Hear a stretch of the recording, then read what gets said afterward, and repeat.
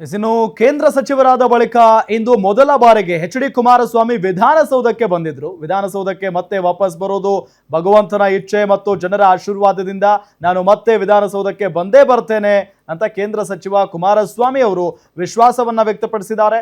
ಇಂದು ವಿಧಾನಸೌಧದಲ್ಲಿ ಮಂಡ್ಯ ಜಿಲ್ಲೆಯಲ್ಲಿ ARAI ಕೇಂದ್ರದ ಜೊತೆಗೆ ಕೈಗಾರಿಕಾ ಹಬ್ ಸ್ಥಾಪನೆ ಮಾಡುವ ಕುರಿತು ಮಹತ್ವದ ಸಭೆ ನಡೆಯಿತು.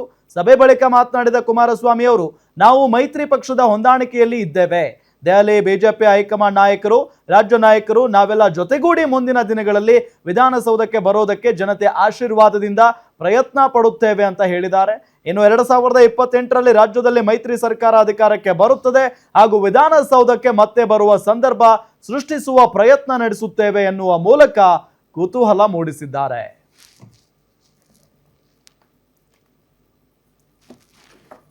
ಸ್ವಲ್ಪ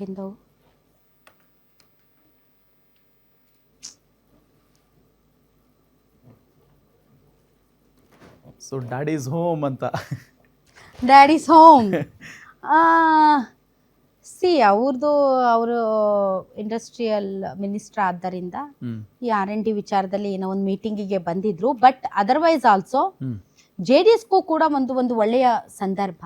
ಹೌದು, ಆಯ್ತಾ. ಸಂಜೆ ಒಂದು ಡಿಸ್ಕಷನ್ ನಡೀತಾ ಇತ್ತು. JDS ನ ಮಹೇಶ್ ಗೌಡ್ರು ಬಂದಿದ್ರು. ಇಬ್ಬರ ಜಗಳ ಮೂರನೇ ಅವ್ರಿಗೆ ಲಾಭ ಆಗಬೇಕಾಗಿತ್ತು.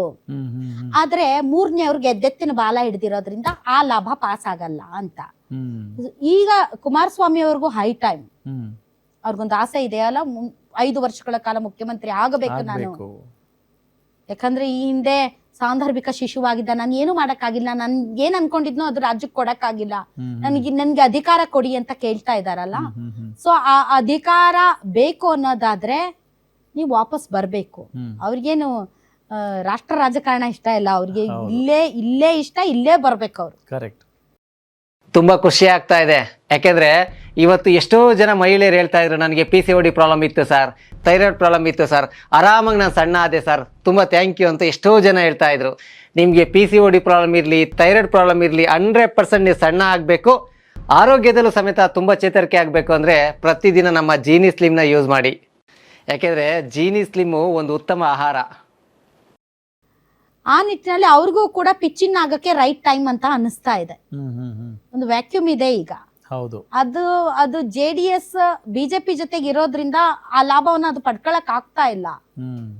ಹೀಗಾಗಿ ಇಂಡಿವಿಜುವಲ್ ಆಗಿ ಅದು ಏನ್ ಮಾಡುತ್ತೆ ಅನ್ನೋದ್ರ ಮೇಲೆ ಅದರ ರಾಜಕೀಯ ಭವಿಷ್ಯ ಕೂಡ ಡಿಪೆಂಡ್ ಆಗುತ್ತೆ.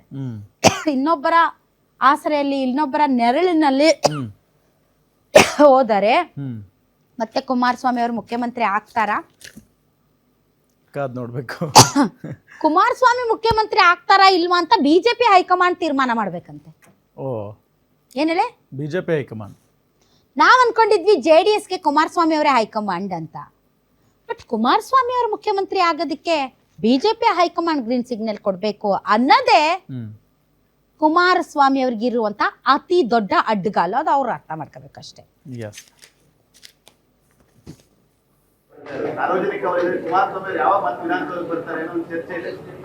ಅದೆಲ್ಲ ಭಗವಂತ ನಿಗದಿ ಮಾಡ್ತಾನೆ. ಜನತೆ ಜೊತೆಗೆ, ಜನತೆ ಆಶೀರ್ವಾದ ಜೊತೆಗೆ ಆ ಭಗವಂತ ಏನೇನು ನಮ್ಮ ಹಣೆಯಲ್ಲಿ ಬರೆದಿರ್ತಾನೆ ಅದರ ಪ್ರಕಾರ ನಾವು ಈ ಒಂದು ಕೆಲಸವನ್ನು ನಿರ್ವಹಣೆ ಮಾಡಬೇಕಾಗ್ತದೆ. ನೋಡೋಣ ಮುಂದಿನ ದಿನಗಳಲ್ಲಿ ಏನೇನು ಭಗವಂತನ ಇಚ್ಛೆ ಇದೆ. ಅದ್ರ ಜೊತೆಗೆ ನಮ್ಮ ಮೈತ್ರಿ ಪಕ್ಷದ ಒಂದು ಹೊಂದಾಣಿಕೆ ಏನಿದೆ ಅಂತ ಇವತ್ತು ದೆಹಲಿಯ ಹಿರಿಯ ಹೈಕಮಾಂಡ್ ಏನಿದೆ, BJPಯ ಹಿರಿಯ ನಾಯಕರಿರ್ಬೋದು, ರಾಜ್ಯದ ನಾಯಕರುಗಳಿರ್ಬೋದು, ನಾವೆಲ್ಲ ಜೊತೆಗೂಡಿ ಮುಂದಿನ ದಿನಗಳಲ್ಲಿ ವಿಧಾನಸೌಧಕ್ಕೆ ಬರ್ತಕ್ಕಂಥದಕ್ಕೆ ಪ್ರಯತ್ನ ಪಡ್ತೀವಿ. ಜನತೆ ಆಶೀರ್ವಾದ. ಅದೇ ಹೈಕಮಾಂಡ್ ಯಾರು? ನೀವೇ ಹೈಕಮಾಂಡ್ ಕುಮಾರಸ್ವಾಮಿ ಅವರೇ. ನಿಮ್ ಕೆಪಾಸಿಟಿನ ನೀವು ಮರ್ತೋಗಿದ್ದೀರಿ ಅಂತ ಅನ್ಸುತ್ತೆ. ನೀವೇ ಹೈಕಮಾಂಡ್. ದೇವೇಗೌಡರು ಕುಮಾರಸ್ವಾಮಿನೇ ಹೈಕಮಾಂಡ್. ಬಿಜೆಪಿ ಹೈಕಮಾಂಡ್ ನಿಮ್ ಭವಿಷ್ಯವನ್ನ ನಿರ್ಧಾರ ಮಾಡುತ್ತೆ ಅನ್ನೋ ಸ್ಟೇಟ್ಮೆಂಟ್ ಅಲ್ಲೇ ನೀವು ಮುಂದೆ ಮುಖ್ಯಮಂತ್ರಿ ಆಗ್ತೀರಾ ಆಗಲ್ವಾ ಅನ್ನೋದು ಕೂಡ ಅಡಗಿದೆ.